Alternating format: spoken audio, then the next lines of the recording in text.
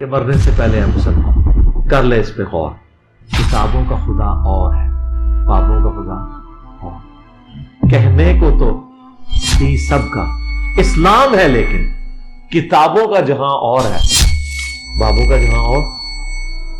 جی السلام علیکم. جی وعلیکم السلام. سر کیا نام ہے آپ کا؟ میرا نام محمد حسیب ہے.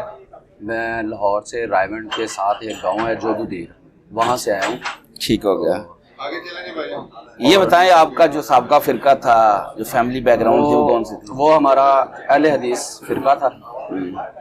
میں ایک جودودیر گاؤں ہے، چھوٹا سا گاؤں ہے، وہ اتنا زیادہ پاپولر نہیں ہے اسلام کے حوالے سے بھی، دنیاوی تعلیم کے حوالے سے بھی. تو میں اہل حدیث فرقے سے تعلق رکھتا تھا. تو ہمارے گاؤں میں عموماً تقریباً میرے خیال میں ہمارا ہی گھر تھا جو اہل حدیث کا تھا. تو 8,000 کے قریب آبادی ہونے کے باوجود جتنے بھی اہل سنت تھے وہ ہمیں تنگ بھی کرتے تھے اور ان سے ہم پریشان بھی تھے، اس وجہ سے کہ ہمارے پاس ایک ہی گھر تھا اور نہ تو ہم اپنی مسجد بنا سکتے تھے. ہم ان کی مسجد میں ہی نماز پڑھتے تھے اور ان کے ہی طریقہ کار سے پڑھتے تھے. اچھا، تو آپ کو آزادی نہیں تھی؟ جی آزادی نہیں تھی، رفع دین کرنے کی سہولت میسر نہیں تھی، کیونکہ وہ ہمیں لوگ یہ روکتے تھے اس چیز سے. اچھا، تو ہمیں کچھ اس چیز کا علم بھی نہیں تھا. ہم یہی سوچتے تھے کہ جو امام مسجد نماز پڑھا رہا نا ہم اسی طریقے سے پڑھیں گے. نہیں اگر آپ رفع دین کرتے تھے تو کیا کرتے تھے؟ لیکن ہمارے ذہن میں جو بات تھی نا وہ یہی تھی کہ جو امام مسجد پڑھا رہے ہیں نا ہم ان کے پیچھے نماز پڑھنی ہے، کیونکہ وہ اب ہمارے امام ہیں. وہ جس طرح نماز پڑھا رہے ہیں ہم نے اس طرح ہی پڑھنی ہے. اچھا، روکتے نہیں تھے. تو وہ اچھا. کچھ جو نوافل وغیرہ سنت وغیرہ رہ جاتی تھی وہ لوگ پھر کچھ مذاق بناتے تھے ہمارا بعد میں. تو ان کو دیکھتے ہوئے ہم نے پھر وہ رفع دین جو کرنا نا وہ چھوڑ دیا تھا. تو اس کے بعد ہمارے پاس دینی علم اتنا زیادہ نہیں تھا، کیونکہ وہاں پر جتنے بھی عالم آتے تھے وہ زیادہ تر غوث پاک کی اور اہل سنت کے جو نا وہ مفکر عالم آتے تھے خطاب کے لیے. جو عید میلاد النبی وغیرہ یا محفل وغیرہ ہوتی تھی نا ان کے اوپر جتنے بھی عالم آتے تھے وہ اہل سنت کے آتے تھے. تو وہ اہل سنت کے ہی طریقہ کار جو تھے نا وہی بتاتے تھے. تو ہم بھی اس کے پیروکار چل رہے تھے. ہمیں تو آج تک یہی پتہ چلتا رہا کہ غوث پاک کی اتنی تعریفیں ہیں یا داتا صاحب کے اتنا معیار ہے یا فرید الدین گنج شکر کا اتنا معیار ہے. ہم تو یہی باتیں سنتے رہے نا. تو زیادہ سے زیادہ ہم نے سنی حضور صلی اللہ علیہ وسلم کی کچھ احادیث، وہ ہم بھی تھوڑا سا پڑھے لکھے ہیں، ہم نے یوٹیوب سے بھی دیکھے ہیں، فیس بک پہ چلاتے ہوئے وہ آ جاتی ہے احادیث. لیکن جو چیز بیسیکلی ہم نے سیکھی ہے نا وہ آگے اب ہمیں پتہ چلا ہے کہ قرآن پاک میں ایک تو پہلا ذکر ہے کہ گروہ نہیں ہے، مطلب گروہ ہے، فرقے نہیں ہے. بالکل صحیح ہے. تو یہ چیز ہمیں پتہ چلی کہ یہ اہل سنت، اہل حدیث، اہل تشیع یہ وہ سب یہ ڈرامے بازی ہے. تو ہمیں پتہ چلا کہ ہم ایک صرف سچے مسلمان ہیں اور ایک اللہ کو اور ایک نبی کو ماننے والے ہیں. تو اب اس عقیدے پہ ہم کھڑے ہیں کہ ہم لوگوں کے ساتھ آنکھوں میں آنکھیں ڈال کے بات کرنا چاہتے ہیں. تو اس کا ذمہ دار اور اس کا جو ہمارے پیچھے بیک بون کی جو ریڑھ کی ہڈی بنے ہوئے محمد علی مرزا صاحب ہے. اب میرا اگلا سوال یہ ہے کہ انجینئر صاحب کا تعارف کیسے ہوا تھا؟ انجینئر صاحب کا تعارف اس طرح ہوا تھا جیسے ہم فیس بک چلا رہے ہیں، اس کے اوپر ان کے جو کلپ آتے ہیں نا چھوٹے چھوٹے وہ ہم دیکھتے تھے. تو ہمیں پتہ چلتا تھا کہ یہ بات یار ایک کلپ اس کا جو میں نے پیچھے دیکھا وہ اہل سنت کے خلاف تھا کہ یہ وہ غلط باتیں کر رہے ہیں تو ان کو وہ ٹھیک کرے. تو دوسرا کلپ پر ہم نے دیکھا تو وہ اہل تشیع کے خلاف کر رہے ہیں. مطلب خلاف کرنے سے مراد یہ نہیں کہ ان کو برا بھلا کہہ رہے ہیں، وہ جو غلط راستے پہ لوگوں کو لگا رہے ہیں یا غلط راستے پہ چل رہے ہیں ان کو ادھر سے ہٹا رہے تھے. تو ہم نے کہا یہ تو اہل تشیع بھی نہیں ہے، یہ اہل سنت بھی نہیں ہے. اور نیکسٹ ہم نے جو دیکھا اب پھر وہ ہمیں تھوڑا سا تسلسل ہوا، ہم نے ان کی زیادہ اور مزید ویڈیوز دیکھی تو اس میں پتہ چلا یہ اہل حدیث کو بھی یہی باتیں کر رہے ہیں.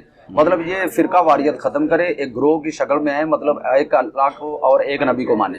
تو ہم نے پھر سوچا کہ یہ باتیں بندہ ٹھیک کر رہا ہے. تو ہم نے جب اس کی تفصیلاً بیانات سننے شروع کیے یوٹیوب پہ جا کے تو پتہ چلا کہ یہ نہیں، یہ وہ چیز نہیں ہے جو ہم ان لوگوں میں ڈھونڈ رہے ہیں، یہ الگ ہی چیز ہے. مطلب یہ محمد علی مرزا صاحب جو ہے نا وہ ایک عام آدمی ہے لیکن رہبر ہے. مطلب انہوں نے بتایا کہ ایک نبی، آج تک ہم نے جتنے بھی علماء سنے ہیں ان میں کسی نے ابھی تک ہمیں ان سے ہی پتہ چلا، محمد علی مرزا سے، ابو عبیدہ بن ابن جراح جو حضرت عمر دور کے دور میں چیف آف آرمی اسٹاف آئے، ان کے بارے میں ہم نے کبھی سنا نہیں. ابو ذر غفاری رضی اللہ تعالیٰ عنہ ان کے بارے میں ہم نے کبھی نہیں سنا تھا. ایسے کئی صحابہ ہیں جن کے بارے میں ہمیں پتہ ہی نہیں ہے. تو ان کی بدولت ہمیں سب کا پتہ چلا. تو ہم بہت خوش ہیں اور اب مین چیز جو میری فیملی کا ہے وہ فیملی میں یہ ہے کہ ہم جب صبح جلدی اٹھتے ہیں نماز کے لیے تو ہمارے ابو امی پوچھتے ہیں کہ آپ کو کیا ہو گیا, آپ پہلے تو آپ نہیں نماز پڑھتے تھے, تو آپ صبح جلدی اٹھ کے ساتھ قرآن پاک ترجمے کے ساتھ پڑھنے کی یہ کیا وجوہات ہے. تو ہم نے ان کو بتایا کہ ہمارے بھی ایک استاد آ گیا, مرشد آ گیا, ہم ان کے پیروکار چل رہے ہیں, جس طرح وہ بتا رہے ہیں ہم چل رہے ہیں, اور بتا وہ بالکل حق کی بات ہے. تو آج الحمدللہ گاؤں میں ہم اپنے فیس بک پہ, یوٹیوب پہ اور واٹس ایپ پہ اسٹیٹس لگا رہے ہیں اور ان کو بتا رہے ہیں کہ ہم اہل سنت بھی نہیں ہیں, ہم اہل حدیث بھی نہیں ہیں, اہل تشیع نہیں ہیں. جو سنت پاک حضور صلی اللہ علیہ وسلم کی عین عقیدے پر ہم اس پہ چل رہے ہیں, اور ایک اللہ کو مان رہے ہیں اور ایک نبی کو مان رہے ہیں. نماز کیسے پڑھ رہے ہیں؟ نماز اب الحمدللہ رفع الدین کے ساتھ پڑھ رہے ہیں, کوئی کسی کی تنگی نہیں ہے. اگر وہ ہم سے کوئی بحث کرتے ہیں تو ہم اس کو محمد علی مرزا صاحب کی ویڈیوز بھی دکھاتے ہیں, اور جو ان کے ریفرنس حدیث کے ریفرنس دیے ہوئے ہیں محمد علی مرزا صاحب نے, وہ ہم ان کو دکھاتے ہیں. تو وہ ہم ان سے آگے ہم سوال کرتے ہیں کہ آپ بتائیں جس طرح آپ نماز پڑھتے ہیں وہ کہاں پر ہے, وہ کہاں پہ لکھی ہے؟ زبردست. وہ کہتے ہیں پہلے تو ہمارا یہ پہلے تو ہم اس مشکل میں تھے نا, محمد علی مرزا صاحب کی ہم نے ویڈیو دیکھ لی. اب ویڈیو میں کچھ چیزیں ایسی ہوتی ہیں جو ساتھ حدیث کا ریفرنس دیتے ہیں نا, وہ بڑی مزیداری والی بات ہے.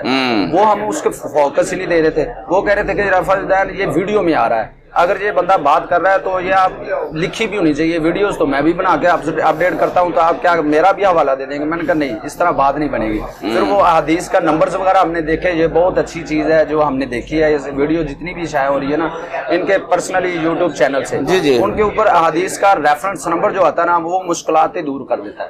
تو ہم نے وہ حدیث ریفرنس نمبر کھولا اور جا کے دیکھا, وہ کنفرملی وہی بات ہوئی.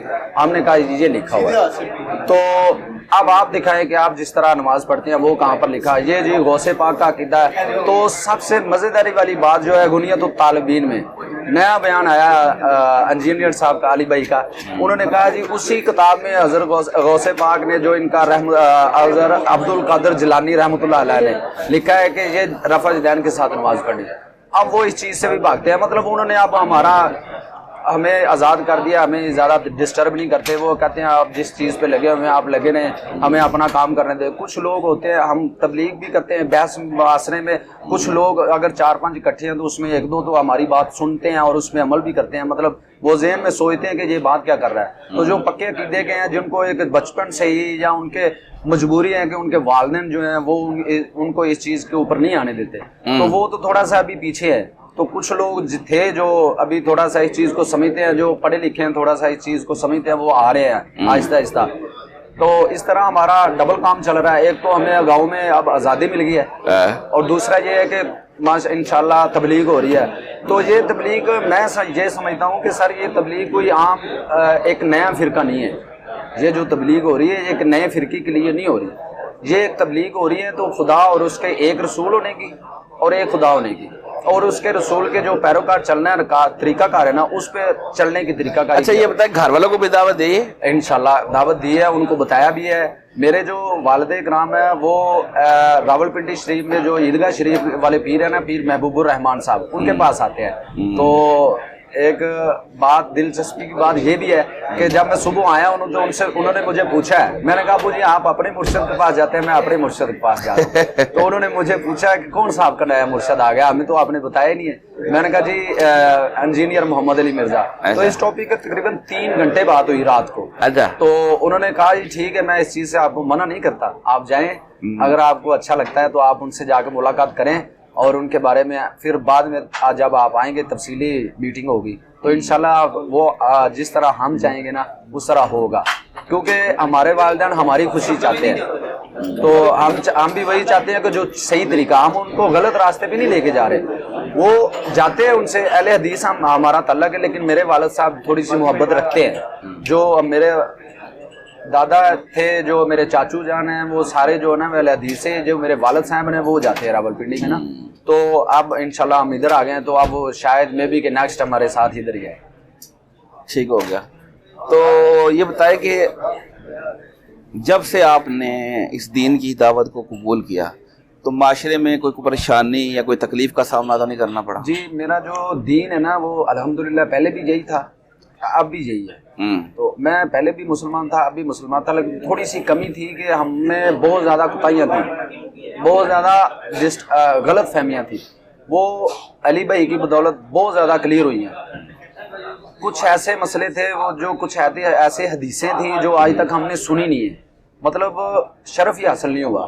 تو انہوں نے جو بیان کیا ہمیں پتہ چلا ہے کہ غسل کس طرح کرنا ہے, اپنی بیوی کے ساتھ ہم بستری کیسے, اس طرح کے معاملات کے جب وہ ٹاپک پہ باتیں کرتے ہیں کہ دنیا میں کس طرح چلنا ہے, اپنے لباس کیسا پہننا ہے. سب سے مین چیز جو سب سے اچھی لگی ہے نا مجھے, انہوں نے جو نماز پڑھنے کا طریقہ پوری تفصیل کے ساتھ بتایا نا, وہ بڑا زبردست لگا مجھے سمجھ آئی. ہم تو آپ نے اپنے والد صاحب کو دکھایا ہے؟ جی وہ ویڈیو, ہاں جی ابھی انشاءاللہ اس پہ بھی عمل جاری ہے. اچھا وہ ہو جائے گا انشاءاللہ, جلد ہو جائے گا.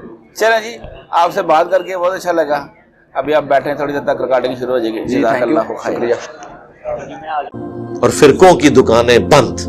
The damage has been done.